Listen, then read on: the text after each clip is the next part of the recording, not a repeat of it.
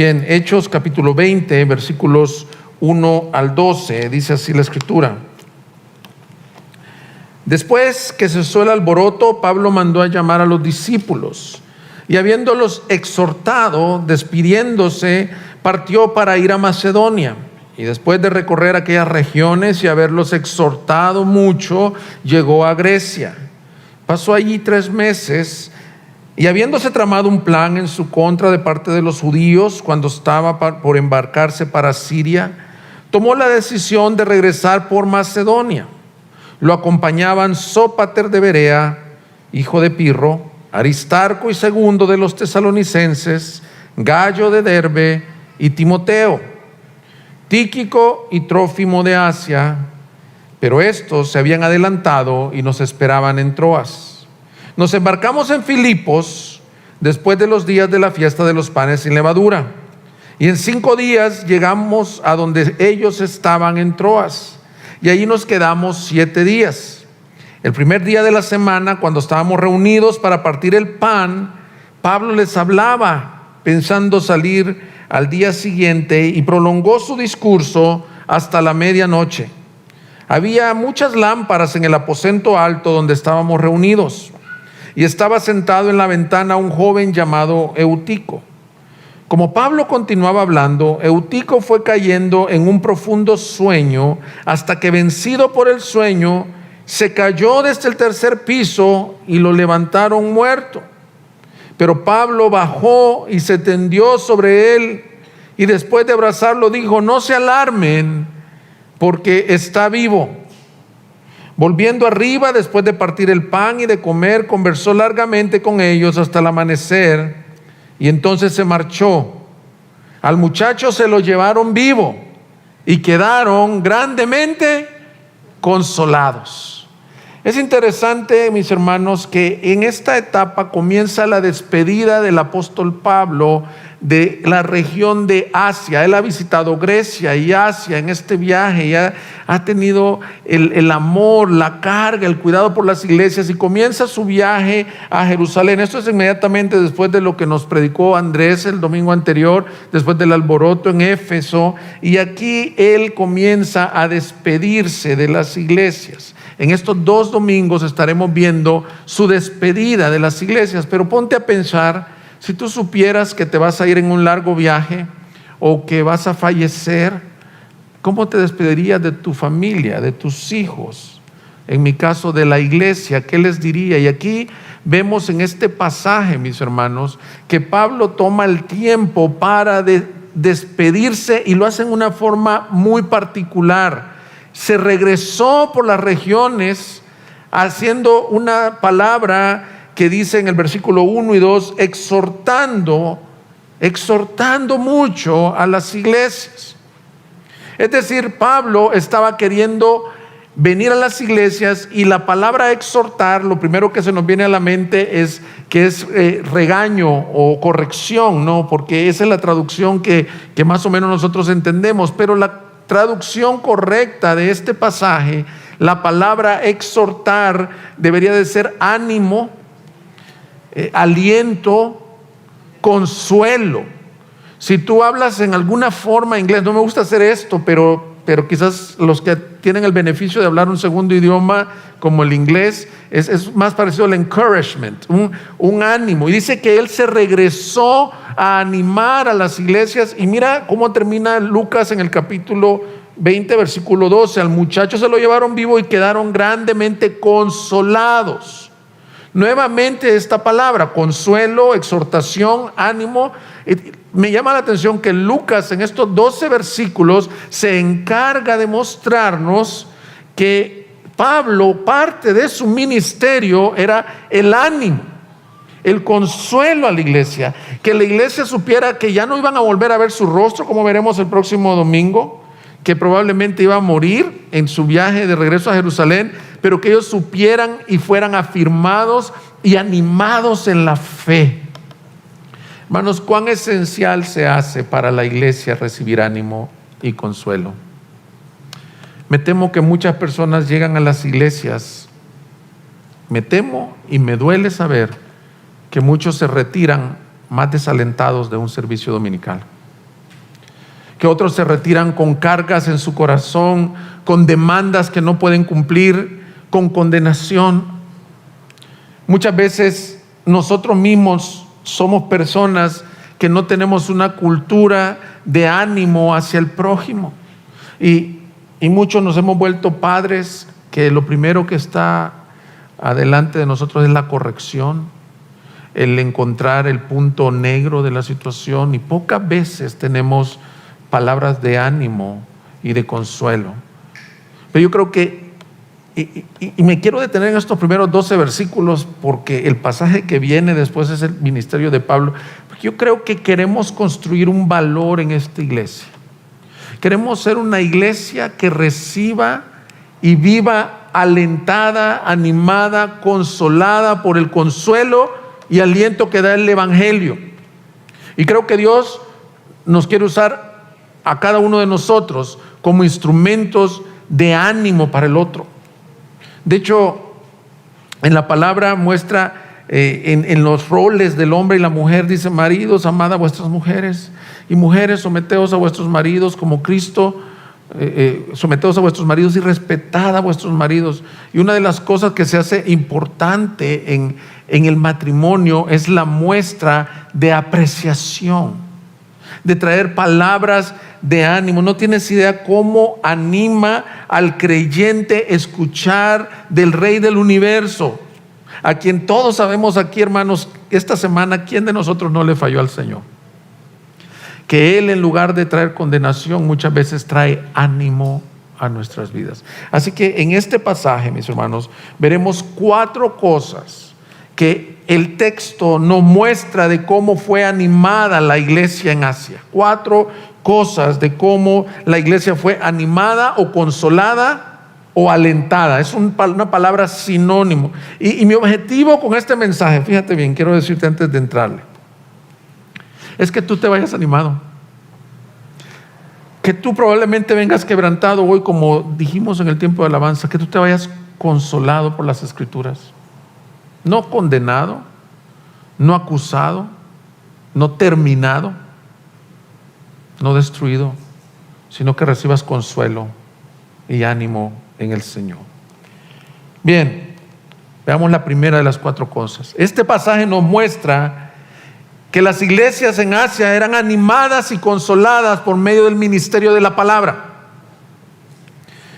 Mira nuevamente el versículo 1 y 2. Después que cesó el alboroto, Pablo mandó a llamar a los discípulos y, habiéndolos exhortado, ahí está esa palabra, despidiéndose, partió para ir a Macedonia. Y después de recorrer aquellas regiones y haberlos exhortado mucho, entonces tienes a Pablo exhortando discípulos en Éfeso antes de irse, y luego llega a las regiones de Macedonia, y de recorrerlas muchos, los exhortó mucho. Ahora, nuevamente, nada más aclarando, no se refiere a los estuvo regañando, los estuvo corrigiendo, no. Aquí estuvo animando a la iglesia, y pareciera que el verbo, la forma de cómo está el verbo, lo hacía a través de su predicación. Y te quiero decir esto, pública y en lo individual. Porque la palabra de Dios, mis hermanos, una de sus características principales es que es el mayor consuelo del creyente, es el mayor ánimo del creyente. Tú puedes estar pasando una gran tribulación y te pueden decir 1000 terapias, puedes decir psicólogos, psiquiatras, terapeutas. Nada va a dar o traer el consuelo que solo la palabra de Cristo tiene el poder para consolarte. ¿Por qué creo que era en público y en lo privado? Mira el versículo 7, ya lo leímos, dice: el primer día de la semana, cuando estábamos reunidos para partir el pan, Pablo les hablaba, pensando salir al día siguiente, y prolongó su discurso hasta la medianoche. Hermanos, a mí me tocó predicar el domingo anterior en la iglesia de Center Church en Gilbert, Arizona, y usualmente los americanos predican como 30 minutos. Rich me dijo que él ya sabe como nuestro contexto, que 45 estaría bien. Entonces, aquí en Latinoamérica nos sentimos como que bien acostumbrados a este tipo de pasajes. Pablo, en su ánimo, se prolongó hasta la medianoche predicando. No se preocupen, ahorita soy consciente de la hora pero fíjate bien lo que estaba haciendo. El propósito de Pablo, que es el propósito mío también, no era traer una enseñanza o una cátedra de la Biblia. Por lo que dice el versículo 1 y 2 y luego el 7, su propósito era animar, alentar en la fe, en la esperanza, en el consuelo que proviene de las Escrituras a la iglesia. Y no hay mayor consuelo, hermanos, yo se lo digo por experiencia. Si tú estás viviendo tribulaciones, tú te puedes decir, hay consejos que la gente te da. Necesitas salir, necesitas tener amistades, necesitas distraerte. Las personas que están en depresión muchas veces se les dan consejos que son válidos, no estoy descartándolos, pero el consuelo que produce la palabra de Dios, la palabra a tiempo, sazonada con sal. Dice el Salmo 119, versículo 50: este es mi consuelo en la aflicción, que tu palabra me ha vivificado. Hermanos, ¿alguien aquí se identifica conmigo en esto? En la aflicción no hay cosa más gloriosa que el Señor ilumine un versículo de la Biblia, que el Señor te diga: esta palabra es para ti, mi hijo, cualquiera sea el versículo. Por ejemplo, ahorita estábamos cantando un canto del Salmo 91 y yo estaba siendo consolado de pensar cuando dice: a sus ángeles enviará cuando tú tengas un tropiezo. Hermanos, tú te pones a pensar que el Rey del universo cuida bajo su sombra de sus alas de tu vida, aún mandando ángeles por un hombre pecador. Entonces, cuando un versículo se te es revelado en medio de la angustia, trae consuelo a tu vida. Y las iglesias de Asia fueron consoladas y animadas por el ministerio de la palabra de Pablo. Pero no creo que solo era el ministerio de la palabra predicada. Quiero decir esto, mis hermanos. Yo ruego al Señor que de este púlpito, y cada vez que el Señor me permita en lo personal predicar la palabra, y a los que les permita predicar de este púlpito, seamos mensajeros de la cruz y del Dios de toda consolación. Mi objetivo no es que ustedes se lleven más información, que se vayan más teólogos de aquí cada domingo. Mi objetivo es que ustedes, si entraron aquí desanimados, desalentados, se encuentren con el Dios vivo por medio de la predicación de la palabra y se vayan animados en el Señor. Se vayan animados a querer siguiéndolo a Él, seguir amándolo a Él. Si no, mi objetivo no se ha cumplido. Pero te quiero decir que este es un llamado no solo para los pastores. Yo creo que Pablo se dio cuenta de esta gran bendición de poder compartir en el púlpito y en lo privado, porque más adelante, allí mismo en el capítulo 20, por favor acompáñame al versículo 18, y eso lo veremos el próximo domingo. Él les dice cómo fue su ministerio. Cuando vinieron a él, les dijo: ustedes saben bien cómo he sido con ustedes todo el tiempo, desde el primer día que estuve en Asia. He servido al Señor con toda humildad, con lágrimas y con pruebas que vinieron sobre mí por causa de las intrigas de los judíos. Bien saben cómo no rehuí declararles a ustedes nada que fuera útil y enseñarles públicamente y de casa en casa, testificando solemnemente tanto a judíos como a griegos del arrepentimiento para con Dios y de la fe en nuestro Señor Jesucristo. ¿Qué está diciendo Pablo? Que él, durante su ministerio en Asia y en Grecia, fue igual. Predicaba públicamente, pero de casa en casa, con lágrimas, de noche en noche. ¿Qué se dedicaba a hacer el apóstol Pablo? A darles todo el consejo de Dios, a darles la Biblia. Hermanos, yo me pongo ahí sentado en tu lugar junto contigo y te digo esto: ¿no te encantaría que el apóstol Pablo hubiera sido tu pastor? Va a decir: pastor, ¿y usted por qué no me ha ido a visitar a mi casa? Sería bueno que cada hermano cada pastor podemos desde el púlpito animar a la iglesia, pero también podemos ir con cada uno de ustedes, y si el Señor me lo concede, que podamos compartir la palabra en lo individual también y ser animados.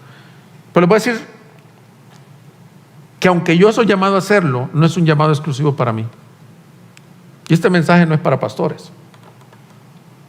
Pablo más adelante a los colosenses les dice que esta dinámica de exhortar y animar a la iglesia es un llamado para todo creyente.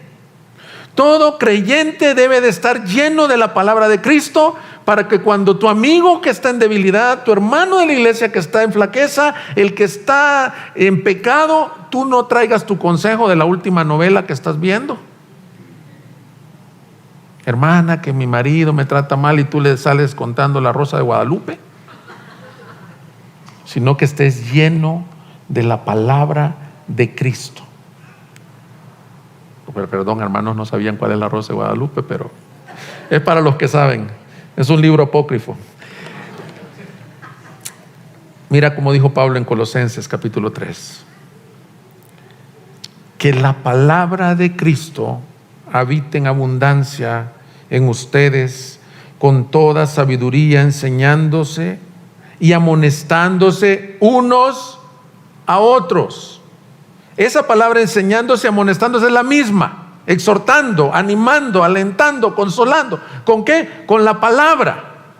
Entonces, hermanos, yo sueño que esta iglesia seamos personas de la palabra de Dios, que tú vayas con tu amigo, con tu hermano que está en crisis matrimonial, que está en crisis de salud, y él sepa: yo puedo ir con cualquiera de mis hermanos, con Daniel, con Rosana, con Rubén, y él me va a traer la palabra de Dios y yo voy a salir consolado de ese lugar. Dios quiere usarte con la palabra como usaba Pablo. Y queremos ser una iglesia que genere una cultura de ánimo. Muchos resisten el hecho de generar ánimo, porque dicen que va a elevar el ego del que recibe los halagos. Estaba estudiando un poco de cómo dar ánimo, traer ánimo centrado en el Evangelio. Y la principal razón es porque el Señor es un Dios de ánimo. Él es el Padre de toda consolación. Y mira, si tú eres una persona que tiende a no ver las evidencias de gracia en otros y no solo ver sus errores, yo quiero pedirle al Señor que nos cambie nuestra cultura. Que tú puedas dar gracias a Dios. A veces somos: es que no me gusta el ministerio de niños porque es muy lleno. Pero más bien, como dijo el pastor Andrés, gracias a Dios que estamos creciendo. O no me gusta cómo cantan los muchachos de la alabanza. No, más bien, gracias, Señor, que hay personas que quieren dirigirnos en adoración. Hermanos, yo me quedo corto para agradecerte y el ánimo que te doy. Gracias a las señoras que se quedan los domingos a acomodar ropa. Esa es tu ofrenda al Señor. Gracias al que nos sirve en cualquier manera en esta iglesia. Quiero animarte con estas palabras. Mira, cuando uno, y vamos a ser bien honestos, cuando uno le ha fallado al Señor, cuando uno ha fracasado, ya lo sabe. Y sí tiene su momento la exhortación, la corrección, la disciplina, y es del Señor y es en amor. Pero qué hermoso es cuando el Señor, el Rey del universo, nosotros venimos con nuestras fallas y Él nos dice: buen siervo, aún ese pecado que estás cometiendo o que has cometido, mi sangre lo limpia. Acércate confiadamente al trono de la gracia. Hermanos, si hay un Rey consolador, animador, es nuestro buen Señor Jesucristo. Nadie que viene a Él sale apachurrado, sale devastado. Más bien dice: en tu presencia hay plenitud de gozo y delicias a tu diestra para siempre. Me mostrarás la senda de la vida. Él nos muestra el camino por el cual debemos de andar. Entonces, esta iglesia de Asia fueron exhortadas mucho, fueron animadas mucho por la palabra. Yo creo que el Señor quiere traer consuelo a nuestras vidas al ser una iglesia de la palabra. Número 2. Este pasaje nos muestra el consuelo y ánimo que proviene del compañerismo cristiano. Vamos haciendo una recapitulación. El consuelo y ánimo que proviene de la palabra, en público y en lo individual. El consuelo y ánimo que proviene del compañerismo cristiano. Versículo 4. Lo acompañaban Sópater de Berea, hijo de Pirro, Aristarco y segundo de los tesalonicenses, Gallo de Derbe y Timoteo, Tíquico y Trófimo de Asia. Pero estos se habían adelantado y nos esperaban en Troas. Hermanos, estas listas que encontramos en la Escritura no tienen como objetivo nada más ser aburridas o tener nombres extraños. Yo en el primer servicio dije, si alguien se llama así, lo lamento, pero después me dio una gran vergüenza porque probablemente sí había alguien que tenía uno de estos nombres. Así que disculpe, no me salió la broma que quise hacer. Pero Lucas, como historiador, él quiso ser alguien que puso énfasis en este pasaje en la importancia del ánimo que tenía para Pablo, el apóstol que muchas veces se había sentido solo. El compañerismo. Menciona por nombre a 7 hombres, que no lo vamos a hacer por el tiempo, pero si tú lo sigues la trayectoria en el Nuevo Testamento, mis hermanos, todos ellos fueron fieles, leales, compañeros, amigos y, como les llaman en otras ocasiones, compañeros de milicia. Es decir, el apóstol Pablo no era un llanero solitario. Yo, hermanos, me lamento, me duele pensar en los cristianos que son llaneros solitarios. En los cristianos, ya no se digan los pastores, que piensan que solo van a estar haciendo mejor las cosas. Tú mismo no puedes vivir sin el compañerismo cristiano. Esta es una gran bendición que tenemos, hermanos. Yo no se los digo por discurso. Para mí es un día esperado, el día domingo. Me encanta verlos. Quiero que ustedes sepan que son amados por sus pastores, que son amados por los miembros de la iglesia, y eso espero, que todos nos amemos unos a otros. No hay quien pueda caminar la vida cristiana solo. Estos 7 hombres, dándote un poco de contexto, Pablo astutamente los designó como compañeros en la misión, porque iban a llevar la ofrenda a Jerusalén. Entonces trajo representantes de cada iglesia. Pero lo que quiero llamar tu atención es que no solo eran representantes. Esto se llama un compañerismo en la fe. Qué vital es el compañerismo en la fe. Estoy inmensamente agradecido por pertenecer a una familia de iglesias. Yo no sé cómo expresar esta gratitud con el Señor. Yo tengo amigos en todas las iglesias de México, los pastores, que cuidan de nosotros, de mi familia, que podemos abrir nuestros corazones con ellos. Ahorita que fui a los Estados Unidos, tener amigos en la familia de iglesias es hermoso. Pero es glorioso también tener compañeros aquí en la fe.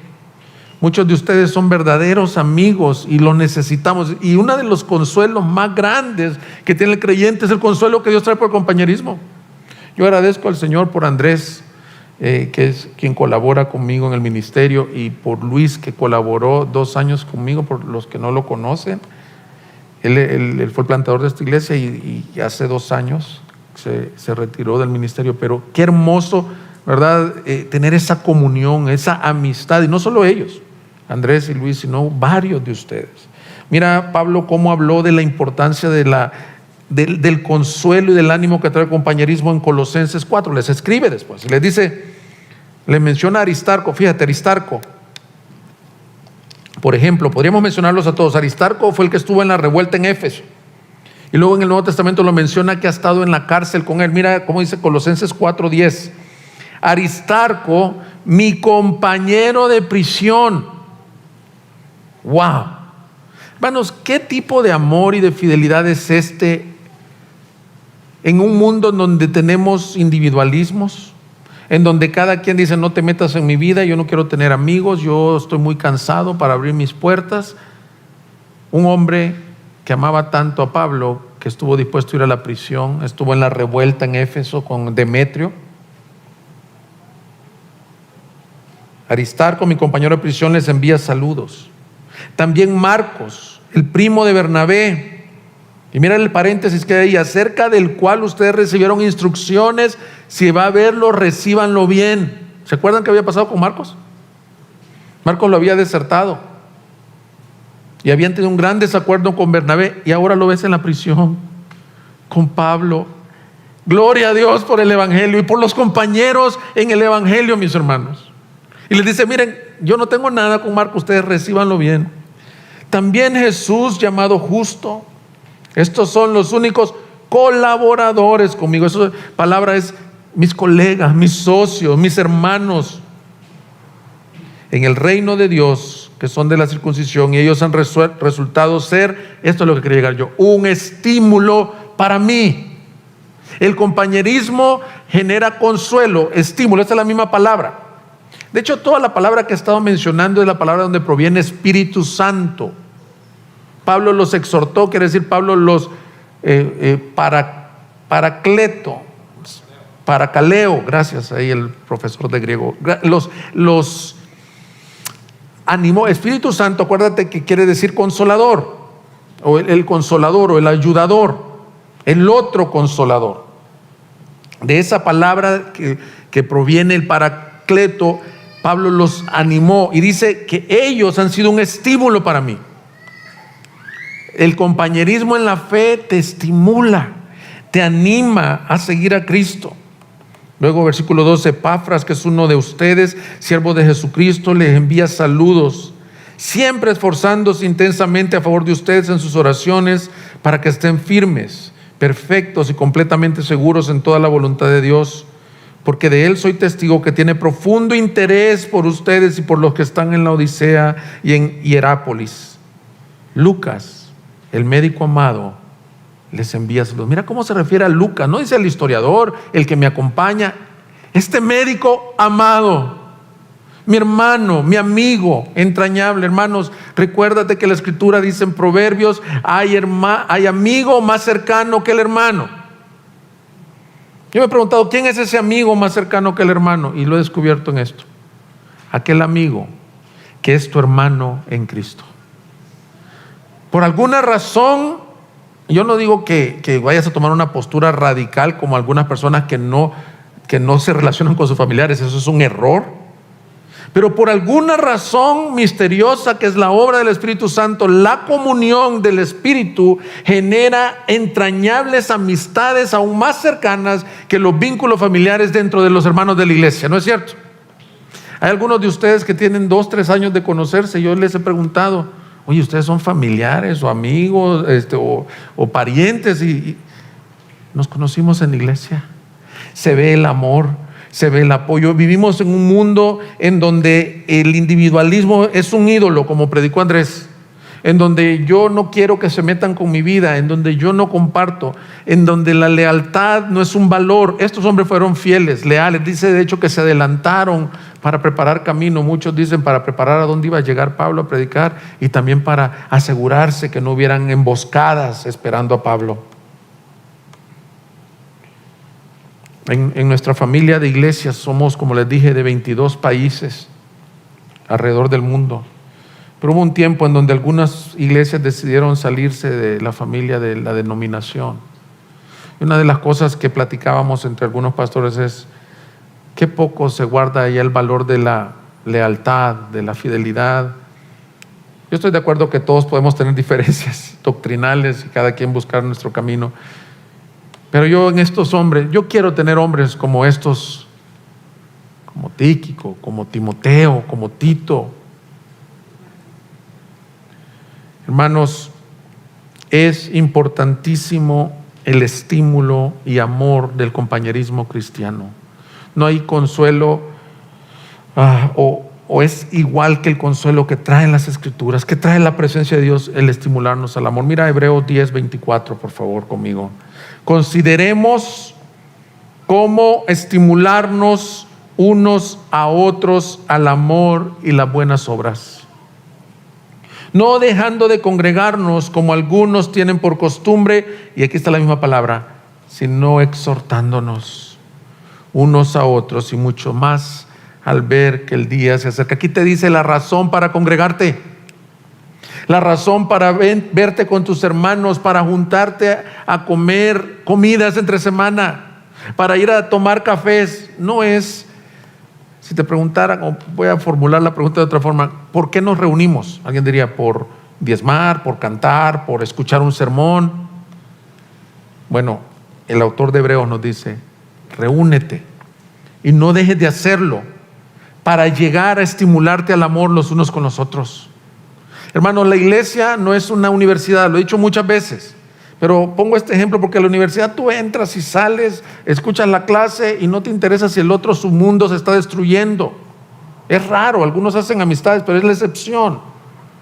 Yo tengo la oportunidad de estar en el club de fútbol con los padres de mi hijo que juegan fútbol, los niños, y pues compartimos, pero vamos y salimos. Pero la iglesia es diferente. Buscamos cómo estimularnos, consolarnos en amor. No hay mayor consuelo que saber que tú tienes a otro que no te va a dejar caído. Y cuando estamos cantando ahorita, sus ángeles enviará cuando yo tropiezo. Muchas veces ese ángel es un hermano de la iglesia. El mismo apóstol Pablo se vio consolado con este tipo de compañerismo, de amor fraternal. Y quiero decirte esta frase: como hombres necesitamos el consuelo de las Escrituras, pero el consuelo y ánimo de los hermanos. Mira, esta semana me sentí mal de la espalda baja o del nervio ciático, no sé en realidad qué traigo, muy mal. Y fui al doctor y le comuniqué a un hermano de la iglesia, le dije, mira, tengo esta necesidad, nada más te comunico para ver si tienes referencias del doctor que quiero visitar, le digo. Cuando llegué al doctor, mi sorpresa fue que este hermano me estaba esperando ahí. ¿No tienes idea del ánimo y consuelo que eso me dio? No estaba para decirme mayor cosa, nada más se necesitan amigos, se necesitan compañeros. Sí. Así como yo me sentí consolado, yo creo que tú también te necesitas a veces sentir animado. Y lo que más, Dios te quiere usar a ti. Muchas veces el simplemente oír a alguien, el simplemente ser un refugio, el simplemente cuando a alguien te voy a poner un ejemplo duro, cuando a alguien lo calumnian, tener a un compañero decir, ¿sabes qué? Yo te conozco a ti, yo sé quién eres. Qué ánimo. Qué fortaleza. Un verdadero amigo, mis hermanos, no tienes que tener una máscara delante de él. Si tú caíste, él te va a decir, hermano, Israel ha pecado. Me encanta que me comentó Andrés que esa es una costumbre que tienen en la IBI, Iglesia Bautista Internacional del pastor Miguel Núñez. Cuando hay un pecado que se descubre, se ora públicamente, ¿sabes qué dicen? La IBI hemos pecado. Pero aquí a veces, y no digo esta iglesia, sino aquí me refiero que la tendencia general es, él mira cómo anda, o sea, individualismo. Somos miembros los unos de los otros. Dios quiere traer consuelo por medio del compañerismo. Qué hermoso tener esos 7 hombres. Y yo no quiero ser un pastor, yo no quiero ser un pastor llanero solitario, Yo no quiero que tú seas un cristiano llanero solitario, ni una familia. Hay familias bien bonitas aquí, pero se retiran, comen juntos, comparte tu vida. Los mandatos de los unos a los otros son un mandato bíblico. Y créeme que nos necesitamos los unos a los otros. Número 3, el consuelo y ánimo que proviene de la congregación dominical. Aquí, versículo 7, vemos un ejemplo. Lucas nos transporta al primer siglo y nos lleva a una reunión de iglesia. Yo no sé si tú te has puesto a pensar alguna vez y dices, ¿cómo sería haber andado con Jesús, con los apóstoles o con los tiempos del libro de los Hechos? Bueno, Lucas, tan buen historiador, tan buen escritor, que nos lleva y nos da lujo de detalles de cómo se celebraba una reunión y algunas cosas que podemos aprender. El texto creo que no es prescriptivo, sino descriptivo, porque la liturgia puede variar dependiendo de las iglesias, pero de lo descriptivo podemos aprender mucha hermosura y podemos ver el ánimo que genera la congregación dominical. ¿Y por qué menciono dominical? Porque lo primero que menciona es que el primer día de la semana. Este es uno de los pasajes fundacionales en donde, o de los que muestran que la iglesia primitiva comenzó a reunirse los días domingo en lugar del Sabbat. ¿Y cuál era la razón? Bueno, Pablo tenía una estrategia misionera. El Sabbat, él iba a la sinagoga y aprovechaba a compartir el evangelio. Y el domingo, pues ellos volvían a sus labores. Era el primer día de la semana y aprovechaban a reunirse y a celebrar algo glorioso, que al tercer día, el día domingo, Cristo había resucitado. Y la iglesia se ha reunido tradicionalmente en domingos, celebrando el día de Jesucristo. Hermanos, cuando nos reunimos en domingo, cuando nos congregamos, ya sea domingo, viernes o martes, cualquier día, estamos conmemorando la resurrección de Jesucristo. Y no hay nada más que traiga más ánimo y consuelo a la iglesia que congregarse con sus hermanos. Porque vemos que acontecieron, por un lado, la celebración de la resurrección de Cristo, por otro lado, la predicación de la palabra que se prolongó después del incidente con el joven Eutico hasta las 6, 7 de la mañana, hasta que amaneció, dice. También partieron el pan y probablemente está haciendo referencia a la Santa Cena. Probablemente adoraron juntos. Y lo que quiero que veas, lo importante de la congregación, mis hermanos. No hay lugar más amado en la tierra que la congregación de sus santos, hermano. Debe de ser nuestro deleite. Y te voy a decir algo: si la congregación ya se volvió para ti algo tedioso, híjole, hermano, yo no quiero que seamos esa iglesia que para ti ya sea una obligación o una amargura o una condenación, sino que tú puedas venir y gozarte y ser animado y consolado. Yo le he pedido al Señor: Señor, ayúdame a hacer una iglesia, ayúdanos a hacer una iglesia que lo que acontece aquí traiga gloria a tu nombre y anime a seguir el camino de la fe. Mira, por ejemplo, lo que acontece en la adoración. Ha habido un debate si se puede ser iglesia en lo individual o en la casa, o si es necesario la congregación. Yo creo que el debate no tiene caso. ¿Tiene beneficios la comunión individual con Cristo? Claro que sí. Yo no negaría eso. Yo he tenido la presencia del Señor solito en mi cuarto, en mi recámara. La palabra me ha hablado, pero el Señor diseñó dejarnos en congregación, en asamblea. Eso es su diseño. Y te voy a dar un ejemplo. Cuando nos reunimos a adorar, hay un ánimo que proviene de cantar juntos, de escuchar al otro adorar al Señor. No importa si el hermano es afinado, no es afinado, si canta bien o mal, si aplaude fuera de tiempo. Luego le vamos a explicar en dónde se tiene que aplaudir. Es en la tarola, no en el bombo. Entonces, si no se hace al revés, pero no importa, no te me distraigas con esas cosas. Pero el punto es que cuando estamos adorando juntos, estoy buscando una carta que le mandaron al pastor Bob Coughlin de un hermano que cuenta su testimonio, cuál fue su experiencia por primera vez al entrar en una iglesia donde había adoración, pero no la encontré, yo la ocupé en una ocasión. Él la comparte y dice: yo venía desanimado, yo estaba a punto de tirar la toalla, y ver a las otras personas creyendo las verdades que estaban cantando me animó a mí. La congregación y la adoración corporativa trae un aliento que es indescriptible. Ahorita este canto que cantamos hoy para mí es mi favorito, y de verdad, yo sé que van a decir porque ahí canta su esposa. No es porque canta mi esposa, es por lo que dice cuán inmenso es el amor de Dios. Y escucharlos a ustedes cantar esas verdades, no tienes idea cuánto me anima. Venir y vernos y regocijarnos juntos en el Señor, en la palabra, como ya lo vimos.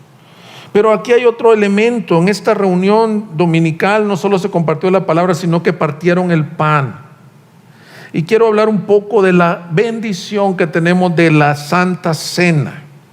Hermanos, la comunión o Santa Cena o el partir el pan es una de las bendiciones más gloriosas que puede tener la iglesia. Es más, yo le iba a hablar a Andrés anoche, le iba a decir, oye, ¿podemos tener la Santa Cena otra vez en domingo? Porque quiero hacer algo notorio. Ellos partieron el pan después del incidente del joven Eutico. Es el momento, escuche iglesia, en donde más podemos mostrar nuestra comunión en Cristo, con Cristo y entre nosotros. Porque es el momento que todos estamos bajo el denominador común: pecadores, perdonados y salvos por la gracia de Dios. Estuve viendo el video del domingo anterior y Andrés los invitaba a ustedes a pasar en celebración a tomar la Santa Cena.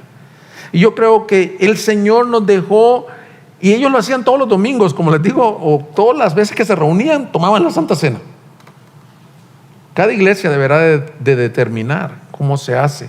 Pero ellos era un momento de celebración, porque el Señor en Lucas les dijo: haced esto en memoria de mí. ¿Hasta cuándo? Hasta que Él venga. No hay consuelo tan grande como yo he recibido cuando tomamos la Santa Cena. Y quiero hacer algunas aclaraciones. ¿Para quién es la Santa Cena, mis hermanos? Es para todos los que han puesto su fe en Cristo Jesús. Los lavados, los regenerados. Muchos tienden a traer esta tradición que traemos de la religión heredada, de agarrar una culpabilidad en el momento de la Santa Cena y una retrospección no sana, acusación, y decir, no soy digno de tomarla. Y ves hermanos que tienen años, que ya son bautizados, que no se levantan a tomar la Santa Cena. El texto, cuando dice examínense a ustedes mismos, lo que está diciendo es: examínate si entiendes lo que estás haciendo. El problema es que en Corinto se estaban emborrachando con la Santa Cena. Si entiendes que lo que vas a hacer es que estás recordando el glorioso sacrificio de Cristo Jesús, quien ya borró todos tus pecados, y que si esa semana anduviste como cristiano fallándole al Señor, la pregunta es: ¿quién no le falló al Señor? Unos le fallaron con 9.5 y otros le fallaron con 2 de calificación. Porque el Señor se le agrada solo con el 100 o el 10. Por lo cual, el momento de la Santa Cena es un momento de celebración y de tomar el pan y decir: discierno el cuerpo. Ese cuerpo fue molido por mí. Y así como el pan es uno, dijo el Señor, y es partido, ustedes son uno. No puedo venir en amarguras, en divisiones con mi hermano, porque él es comprado por la sangre de Cristo. Pero así como es masticado y triturado, así fue molido por mis transgresiones, y la paga de mi pecado fue sobre él. Entonces, qué glorioso el aliento que recibimos en la congregación. Salmo 122:1 dice: yo me alegré cuando me dijeron, vamos a la casa del Señor. Plantados están nuestros pies dentro de tus puertas, oh Jerusalén. Jerusalén, que está edificada como ciudad compacta, bien unida, a la cual suben las tribus del Señor, lo cual es ordenanza para Israel, para alabar el nombre del Señor. Me alegré. Hermanos, no hay mayor consuelo. Si tú venías ahora triste, deprimido, que venir y alegrarte con los que están en la casa del Señor. Y estoy sintiendo compartir un versículo que no había meditado en mucho tiempo, pero probablemente sea para alguien aquí. Desde el primer servicio, siento decirle a alguien que vista el manto de gozo en lugar del manto de tristeza o de luto.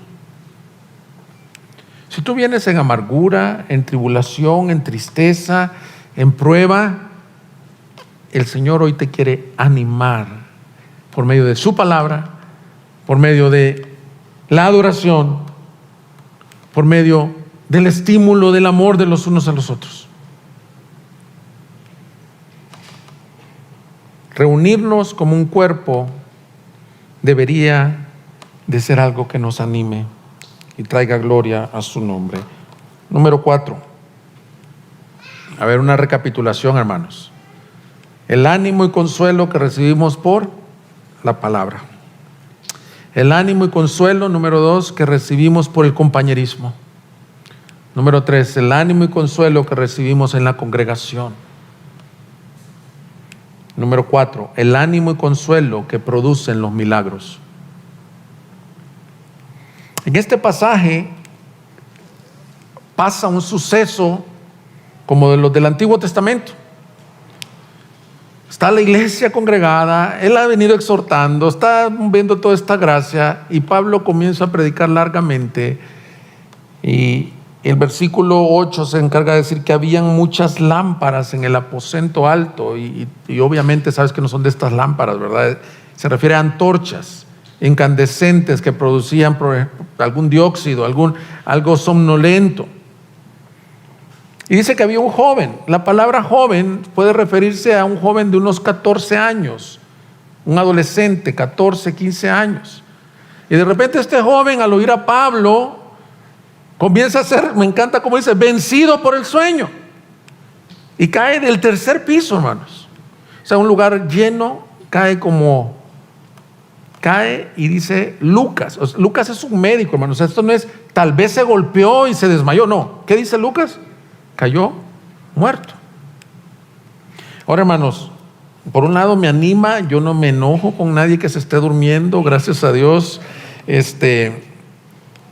Si a Pablo se le durmieron, Jonathan Edwards tiene un sermón en donde dice que no se duerman acostados en las bancas.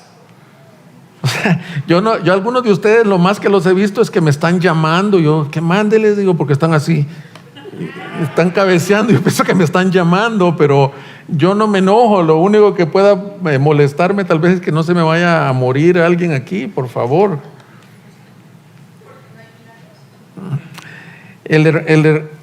La diferencia con este pasaje, amados hermanos, que yo veo, es que nuestra mente religiosa, hermanos, nuestra mente religiosa podría brincar a muchos lugares. Y todo el pasaje está apuntando al consuelo. Lo que más consoló a la iglesia fue el milagro. Pero nuestra mente religiosa hubiera dicho: ¡qué barbaridad, hombre! Este muchacho, ¿cómo se sube al tercer piso? ¿Cómo te paras en la ventana? Esos somos algunos de los padres, somos así a veces. Fíjate, te voy a contar todos los que somos padres de niños chicos sabemos esta historia. Nuestras primeras vacaciones como familia en la playa, estamos los 3 niños. Estaba chiquita mi hija de Ari, quizás tenía como 1 año y medio o 2. Ya vivíamos aquí en Guadalajara y vamos a la playa. Lo que quiero que veas es la empatía de Cristo con este joven en lugar del reclamo. Como a las 5 de la mañana, Ari se nos cae de la cama y pega con la frente en la esquina de la pared. Adiós, vacación. Estamos a las 5 de la mañana, no conozco a nadie en Puerto Vallarta, no hay ningún hospital abierto, la niña con un tremendo hematoma, nosotros viendo si no sabía hablar muy bien, si nos entendía, le preguntábamos: ¿cómo te llamas? ¿Cómo te sientes como papá?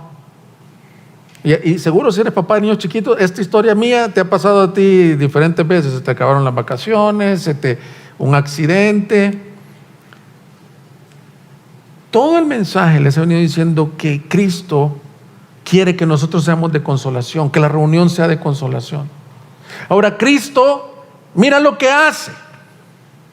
Usa a su siervo y en lugar de decir: qué bárbara esta señora que lo deja que se suba el muchacho allá, o qué irrespetuoso que yo hablando aquí se está durmiendo,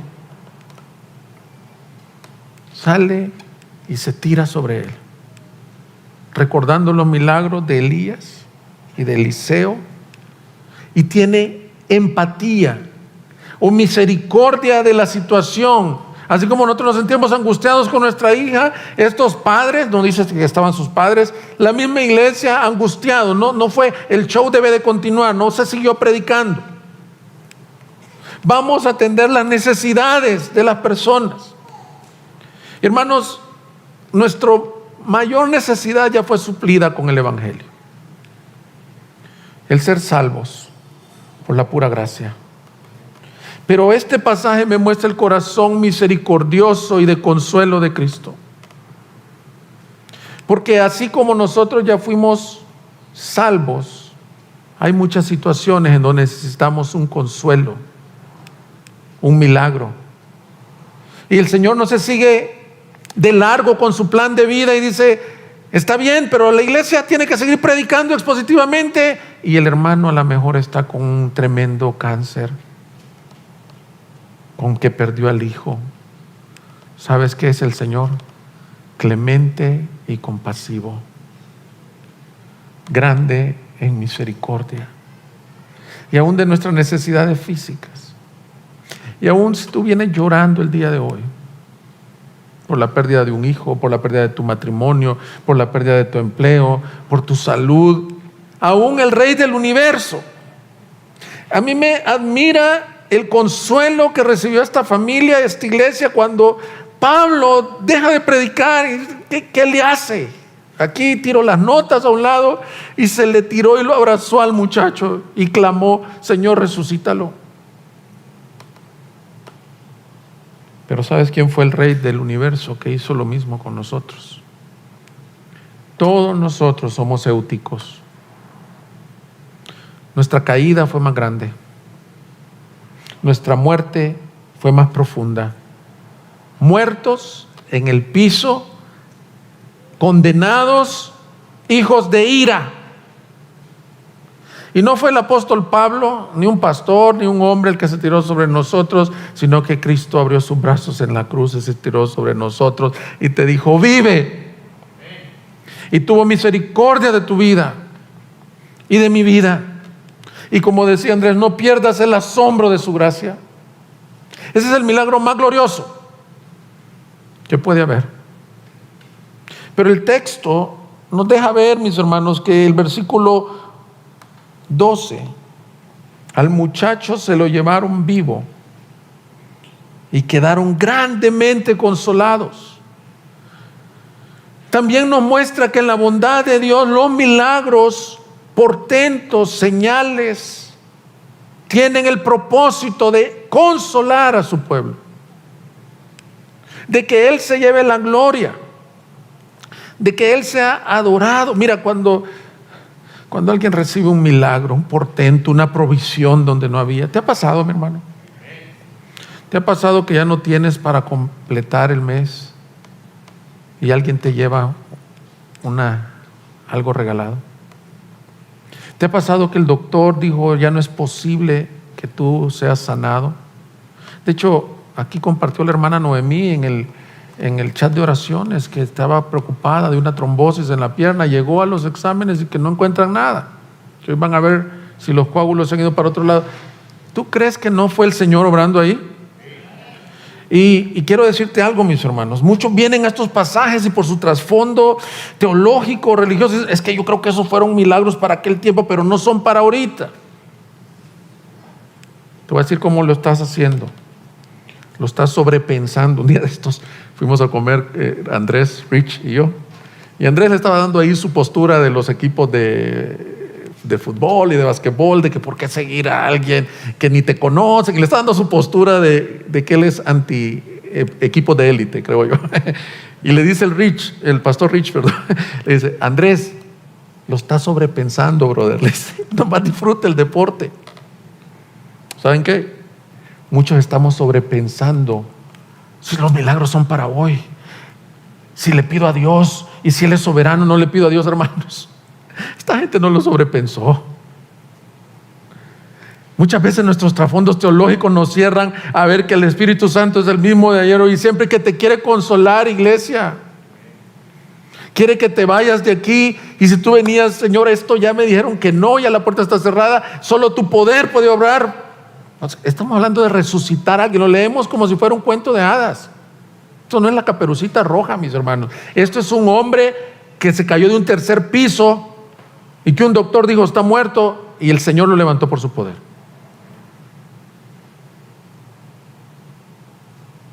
Yo he visto milagros obrar en el Señor. ¿Y sabes qué hace? Fortalecen mi fe. Fortalecen mi amor por el Señor.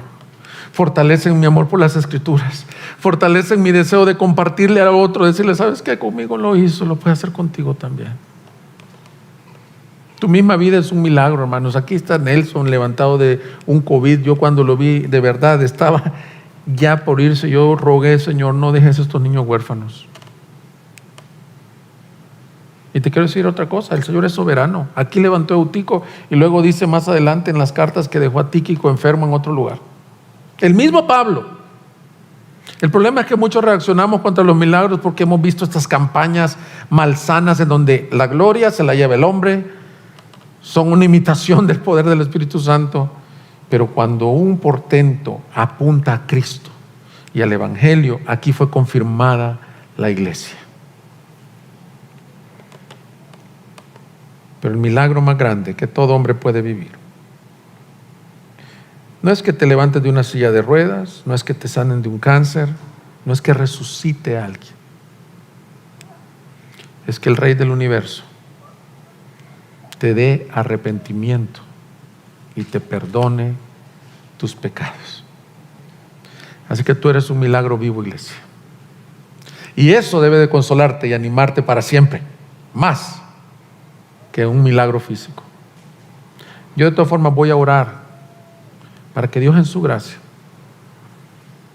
opere en alguna forma en aquellos que necesitan un milagro.